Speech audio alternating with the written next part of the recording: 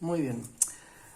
Aquí vamos a ver un repaso también de una parte que ya ustedes conocen de la estadística, ya lo vieron por ahí en probabilidad y en ciencias básicas.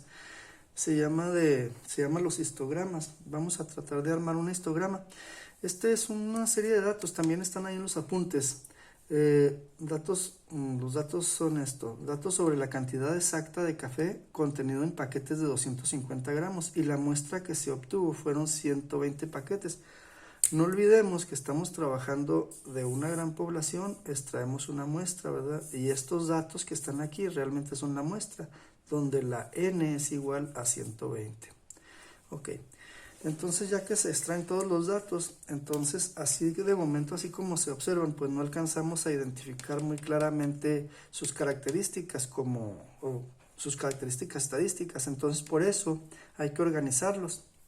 Entonces se organizan de esta manera.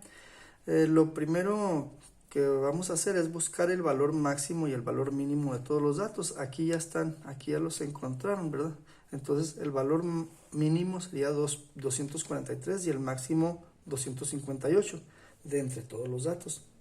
Entonces eso es lo que nos dice a nosotros que esto es el rango, es decir, el valor más alto, que le llaman valor superior, menos el valor inferior, y nos dan el rango, es decir, estos 15 gramos nos dice la amplitud desde dónde a dónde se encuentran los datos. Entonces lo otro que debemos de identificar sería el número de clases que vamos a trabajar en el histograma. Hay varias maneras de sacarlo el número de clases. Una de ellas es por medio de una tabla. Esta tabla la verdad no sé de dónde la obtuvieron, pero pues dice, dependiendo del número de datos, es el número de clases recomendado. Normalmente una cantidad arriba de 10 clases ya no es muy operable. Entonces, esta es una forma. Hay otra forma empírica que se le llama la raíz de n. Entonces, esta también opera, pero para muestras que son menores de 100 más o menos, porque después también se vuelve pues irrelevante, porque si se fijan, si la muestra es de 100, la raíz de 100 pues es 10, es decir, ya serían 10 intervalos, ¿sí? O 10 clases. Entonces, esta es la otra manera. Hay otra manera que está también, que se utiliza, es la regla de Sturge. Esta regla, aquí tiene su formulita, esta es la formulita. Entonces, el número de clases va a ser igual a 1 más 3.32 logaritmo natural, logaritmo 10 del tamaño de la muestra. Entonces, si ustedes observan aquí enseguida, ya está hecha la operación. El logaritmo en base 10 de 120, que es la n, esos eran los paquetes que tenemos. Entonces sacamos logaritmo 120 por 3.3 más 1 y nos va a dar a 7.9. Cuando hay fracciones así, como el número de clases, entonces normalmente se redondea a lo más simple que les parezca. En este caso, pues se redondearía a 8, es decir, se harían 8 clases. Y si se fijan, estas 8 clases que salieron por de medio de esta fórmula, aparece por aquí. Esta sería más o menos entre 101 y 200. Son el número de clases apropiado. Lo que sigue es identificar la amplitud de clase, es decir, la clase qué tan ancho debe de ser. Entonces, esta es una formulita también, de aquí hasta aquí sería el rango entre el número de clases. El rango ya sabemos y lo sacamos que es 15, acá está. Entonces 15 entre 8 clases nos da a 1.87.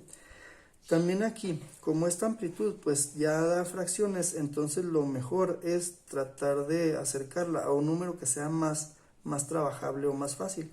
En este caso puede ser un 2, es decir, la amplitud de la clase va a ser de 2 unidades, cada 2 unidades. Enseguida pues viene lo que es formar las clases. Aquí también hay diferentes maneras de hacerlo, depende de los autores, ¿verdad?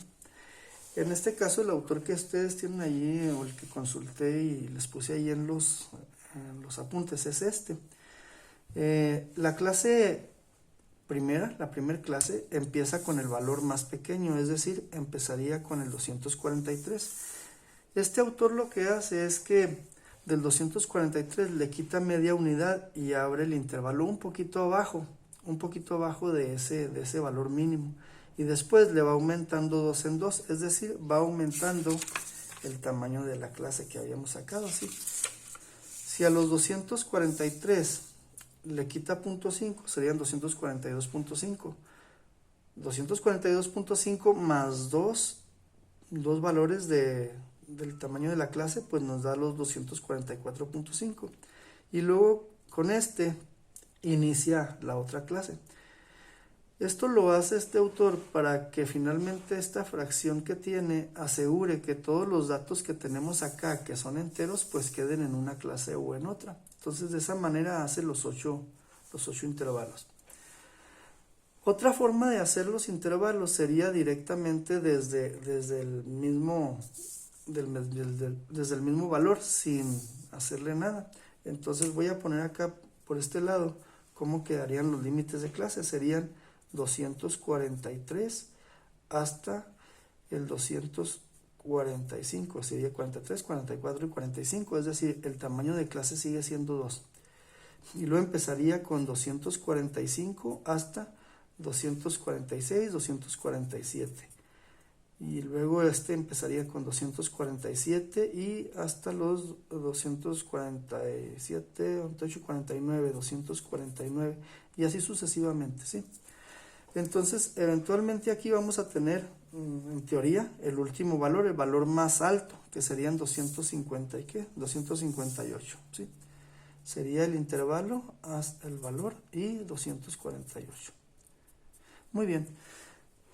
¿Qué diferencia hay de estos límites de clase con respecto a estos otros? Bueno, pues que estos no le pusieron esta frontera, a estos de acá no le pusieron la frontera que está acá, y aquí agarraron directamente los números. Los autores lo que hacen es que para evitarse complicaciones, ¿verdad? A estos valores le ponen intervalos por medio de corchetes. Este sería un corchete. Quiere decir que agarra hasta el 243 incluyéndolo. Y luego a la derecha le pone un paréntesis, es decir, es una medida abierta, ¿sí? Entonces, como va del 243 al 245, entonces también lo deja como un corchete y esto lo deja abierto. Este lo deja como un corchete y este lo deja abierto y así sucesivamente. Entonces, acá al último, pues también pudiera ser que lo dejara, digamos, con un corchete, y aquí pues tanto lo puede poner como un corchete para cerrarlo o incluso lo puede dejar abierto, ¿eh? Entonces aquí la intención de algunos es que lo dejan como el corchete tanto en el inicio como en el final para que queden los números dentro de todo lo que es la distribución. Esta sería otra manera de hacer las clases, de esta forma o de esta forma. De cualquiera de las dos, pues lo que se necesita es contar los datos, es decir, contar qué datos quedan o cuántos datos quedan en la primera, en la segunda, en la tercera. Entonces la forma de ir haciéndolo es observando los datos, digamos, agarrar el primero que tenemos, por ejemplo el 257, y vemos dónde está el 257, dónde quedaría. El 257 quedaría acá, ¿sí? En esta clase, entonces sería un 1. Voy a hacer esto mismo, ¿verdad? Pero aquí sería una rayita, que es la primera que está aquí. Y luego enseguida 255, el 255 queda en esta otra, sería una rayita aquí, es decir, fue la primera que estaba acá. Y luego el otro 249, pues queda acá, sería una de las rayitas de aquí. Es decir, estas tres rayitas que acabo de poner son la primera rayita que puso aquí el autor, ¿verdad? Entonces de esa manera va acomodando todos los datos, de tal forma de que aquí tenemos toda la cantidad de datos. Todos estos deben ser los 120 datos. De tal forma de que después hacemos un conteo de lo que son estas apariciones de los datos. Si contamos todos estos nos va a dar a 32, es decir, fueron 32 datos que cayeron en esta clase.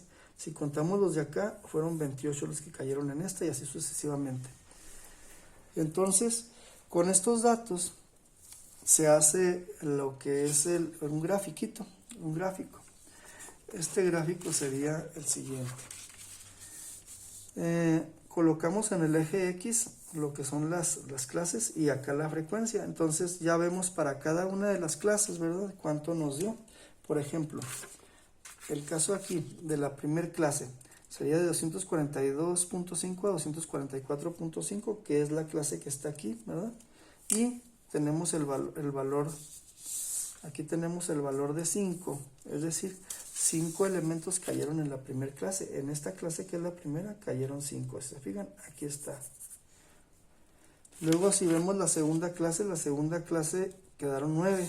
Entonces la segunda clase es esta. Entonces quedaron 9. Casi son los 10. Esta sería la siguiente, ¿sí? Y así sucesivamente. De esta manera hacemos nuestro histograma, ¿sí? Después vamos a observar que este histograma nos da mucha ventaja para tener el conocimiento de la distribución normal. Esa la vamos a ver después. Muy bien. En este caso aquí les dejo estos links para que refuercen esta parte del histograma.